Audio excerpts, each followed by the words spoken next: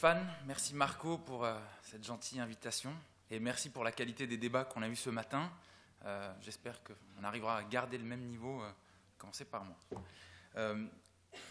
L'assurance vie est un outil de gestion patrimoniale, un outil de structuration patrimoniale et on en parle très souvent. On n'a pas eu cette approche ce matin qui est plutôt l'approche fiscale client, mais on a évoqué tous les pans de l'assurance vie, notamment en matière régulatorie.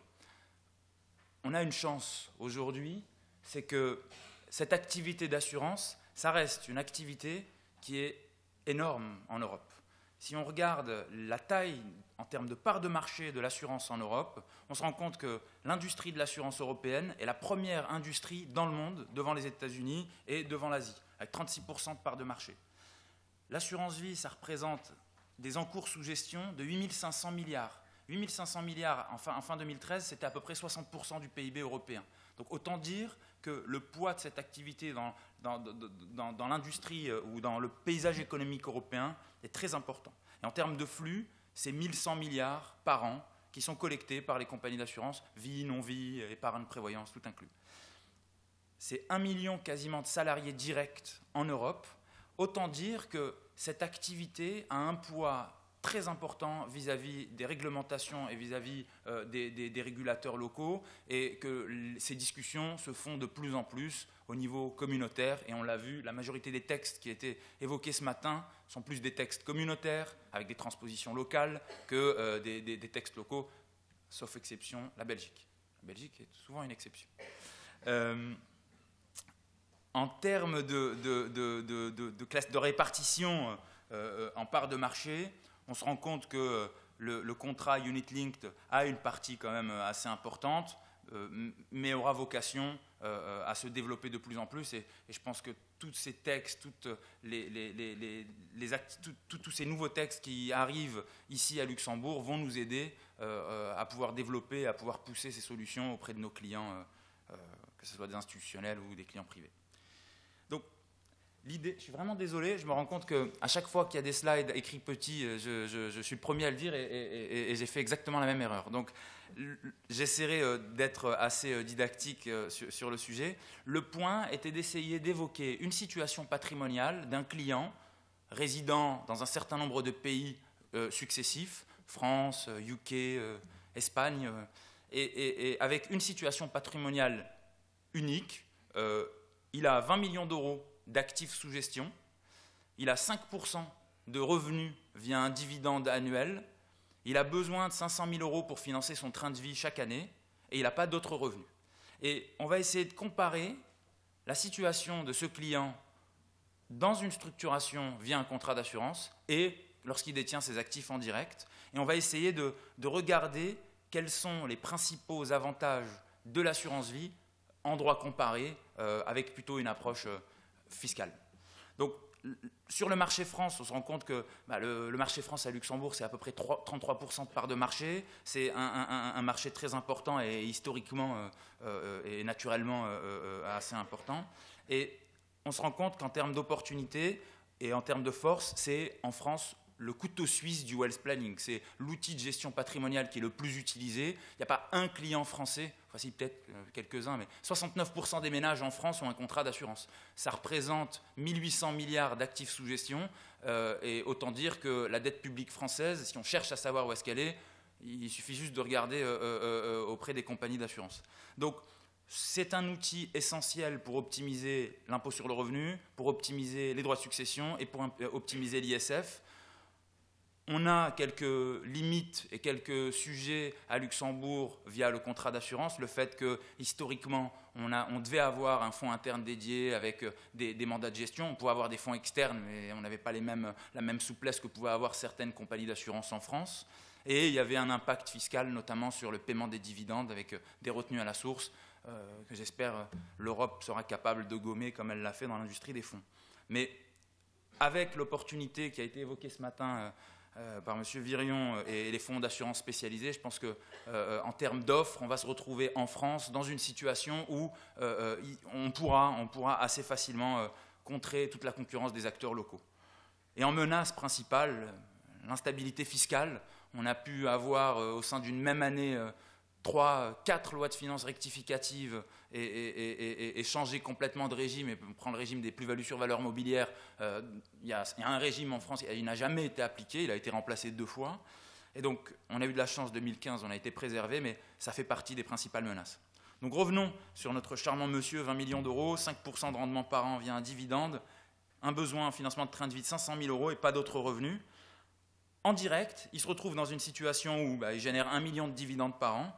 Le dividende en France est taxé à un taux marginal, je reste toujours sur les tranches hautes, à 42,5%. C'est 45% d'impôt sur le revenu, avec une réduction de 40% plus les contributions sociales exceptionnelles. Non, il faut être actuaire pour faire de la fiscalité française. Ça vous revient à 425 000 euros juste sur l'impôt sur le revenu, et de 20 millions d'euros de patrimoine, ça coûte 250 000 euros d'ISF. À la fin de l'année, on se retrouve avec une pression fiscale de 67,5%. Donc je réduis, je suis uniquement en taux marginal, avec la progressivité de l'impôt, on pourra avoir une situation un peu mieux optimisée. Bon. Comparons ça avec l'assurance. On a besoin d'un rachat de 500 000 euros en année 1. Lorsqu'on fait ce retrait sur le contrat d'assurance, avec 5% de rendement, on se retrouve avec un montant taxable de 23 800 euros environ, soit un impôt de 12 000 euros à comparer avec les 425 000. C'est vrai que les quelques points de base qu'on paye aux compagnies d'assurance sont plutôt bienvenus. Si on regarde sur 10 ans, avec les taux progressifs qu'on peut avoir en matière d'assurance, 4 premières années 35%, 15% ensuite et 7,5% au bout de 8 ans, on se retrouve avec un coût de 36 000 en moyenne sur le même retrait de 500 000 euros. On a un autre mécanisme en France qui est très intéressant, c'est le mécanisme du plafonnement. Je l'ai appelé shield de taxe, je ne sais pas comment le traduire. Et ce mécanisme de plafonnement en France vous indique un système très simple. Vous ne pouvez pas payer en France plus de 75% de vos revenus en impôts.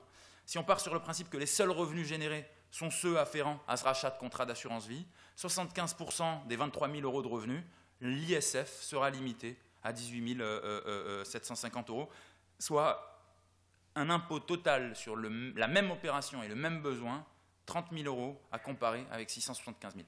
Le cas français est plutôt flagrant. Je pense que la pression que peut avoir l'administration fiscale française du fait de la taille relative de l'industrie de l'assurance en France fait qu'on arrive toujours à avoir ces avantages, et on espère vraiment que ça sera pérennisé et qu'on pourra continuer sur ce même biais. Il y a des pays où c'est beaucoup moins flagrant, surtout en ce moment, au vu de la régulation qui impose de plus en plus de règles. La Belgique. La Belgique, on a une classification des typologies de contrats qui va vraiment dépendre des sous-jacents, et j'ai le parti pris de regarder uniquement les contrats de branche 23, qui sont les contrats en unité de compte. C'est un outil qui est très intéressant, puisqu'on peut se retrouver dans une situation où on n'a pas de plus-value sur valeur mobilière, on ne paye pas de fiscalité sur les rachats sortants, mais vous me direz, on ne paye pas de plus-value sur valeur mobilière dans le cadre des investissements en direct en Belgique uniquement. Néanmoins, la Belgique prévoit un précompte mobilier de 25% sur les dividendes, sur les intérêts, sur les coupons, et sur la situation de notre client, 20 millions, 5% de dividendes par an, et qui en plus, dans ce cas-là, veut transmettre à la génération future, ça peut faire du sens. On va comparer exactement la même situation. Au niveau fiscal, la Belgique pose un certain nombre de questions, puisque à l'entrée, on a une taxe de 2% en Belgique. C'était 1,10 jusqu'à il y a très peu, et c'est devenu 2%. Et ça fait partie des principales limites de l'exercice. Ça fait partie des principaux points faibles du contrat d'assurance vie. On a néanmoins un certain nombre de solutions en matière de structuration patrimoniale qu'on peut implémenter, notamment avec des organisations que vous devez très bien connaître, de donations, dons manuels, enregistrés ou pas enregistrés, et intégration dans un contrat d'assurance pour assurer un contrôle. Donc on va revenir dessus. Donc notre client qui a 20 millions par an, qui reçoit un dividende de 5%, il se retrouve quand même à payer 250 000 euros d'impôts chaque année, puisque le dividende est soumis au précompte mobilier. On a en plus un impact éventuel en matière de droit de succession, puisque s'il décède en Belgique, Les droits de succession sont dus à hauteur de 30% environ en fonction des régions dans lesquelles on se situe, soit un montant total de 6 millions. L'assurance vie aussi est soumise aux droits de succession. Donc, in fine, on n'a pas beaucoup d'avantages. Mais si on conjugue des mécanismes de structuration patrimoniale tels qu'on les a évoqués, avec des dons manuels, avec de l'assurance vie pour pouvoir continuer à garder le contrôle, eh ben, on met en place un contrat d'assurance. Ça nous coûte 2%, soit 400 000 €. On peut faire des rachats partiels chaque année sans avoir d'impôt, et ça c'est intéressant. Attention à l'abus de droit, si l'objectif était uniquement d'éluder le précompte mobilier, je pense qu'il y a toujours un risque, mais on est sur des cas théoriques qu'on peut se permettre. Et on fait un don manuel. Le don manuel ne coûte rien s'il n'est pas enregistré, 3% s'il est enregistré, et on fait une cession de droit des contrats d'assurance pour s'assurer que lorsqu'on donne à son enfant 20 millions d'euros, il ne perd pas la tête, il ne va pas à Atlantic City en dépensant tout au casino. Et le fait de pouvoir contrôler le contrat d'assurance via ces mécanismes de cession de droit ou de clauses bénéficiaires acceptantes, c'est un très bon setup au niveau patrimonial.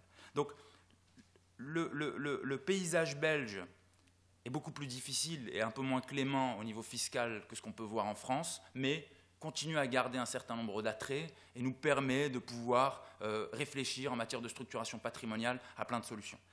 Les lois qui ont été évoquées ce matin, la loi du 4 avril 2014, la loi Twin Peaks en matière de distribution, sont des freins à ce développement. Néanmoins, je pense que ce qu'il y a d'intéressant, c'est que c'est des freins qui sont identiques pour tous les players de la place, que ce soit des players locaux, des players luxembourgeois, étrangers, et on est tous soumis aujourd'hui à la même réglementation. On va pouvoir se retrouver, je suis totalement d'accord avec Karine Feipel, il y a des opportunités pour tout le monde, malgré le poids réglementaire qu'on pourra avoir dans chacun de ces pays. Voilà. L'Espagne, j'aime beaucoup l'Espagne. Pas parce qu'il fait beau, parce que c'est un très beau produit au niveau assurance, même s'il n'est pas vraiment très connu. L'Espagne a une taille pas très significative en matière d'assurance à Luxembourg, puisque ça représente environ 4% de part de marché, ou ça représentait 4% de part de marché en 2013. Je ne sais pas ce que ça donne aujourd'hui, mais c'est un produit qui, aujourd'hui, présente un certain nombre d'avantages, et les étoiles semblent de plus en plus alignées dans le cadre de la distribution du contrat d'assurance en Espagne ou pour des résidents espagnols. C'est un outil de taxe deferral, de report fiscal. Toutes les opérations réalisées au sein du contrat d'assurance sont bien capitalisées et ne génèrent pas de l'impôt au moment de la cession des titres au sein du fonds dédié. C'est un produit qui se positionne vis-à-vis des autres produits qui existent aujourd'hui en Espagne et qui sont principalement utilisés, la SICAV dédiée espagnole, la SICAV dédiée UCITS ou la non-UCITS, et ce qu'ils appellent le Traspasos Fondo, une espèce de PEA à l'espagnol qui ne peut intégrer uniquement que des fonds. Mais quand on regarde aujourd'hui les avantages du contrat d'assurance, et principalement le contrat d'assurance luxembourgeois, on se rend compte qu'on a de plus en plus d'opportunités sur ce marché, notamment au vu de la réglementation espagnole qui vient d'arriver. Et on peut citer notamment l'obligation de déclaration des actifs détenus à l'étranger, via ce que les Espagnols appellent le modèle 720. Ce modèle est une obligation déclarative très lourd pour les clients, puisqu'on doit remplir un certain nombre d'éléments d'information, et le contrat d'assurance luxembourgeois nous autorise à ne plus remplir ce modèle 720, puisque la communication se fait automatiquement par la compagnie d'assurance, à partir du moment où elle est dûment réglementée, enfin dûment agréée dans le pays et qu'elle a un représentant fiscal sur place, ce qui doit être le cas en théorie pour tous. On a la possibilité également, on a en termes d'opportunités le poids de la réglementation. La réglementation vient, en théorie, on a une requalification de toutes les SICAV non-UCITS, donc les SIF luxembourgeois, les Smart Funds Bahamas, et on se retrouve dans une situation aujourd'hui où ces sous-jacents pourraient éventuellement être traités en transparence fiscale. L'assurance vie, ce n'est pas le cas, donc on gagne en théorie en matière de part de marché.